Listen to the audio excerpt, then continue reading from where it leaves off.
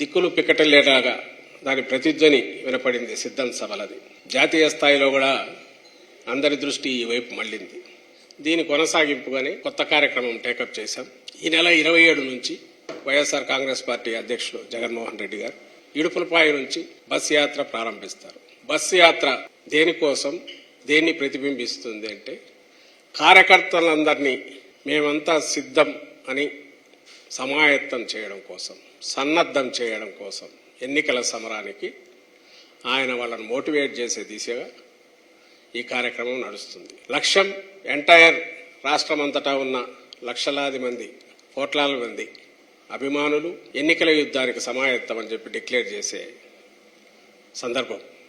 ఇవి వరుసగా ఎక్కడైతే సిద్ధం సభలు జరిగిన పార్లమెంట్ నియోజకవర్గాలు వదిలి మిగిలిన నియోజకవర్గాల్లో చేయాలని నిర్ణయించింది పార్టీ.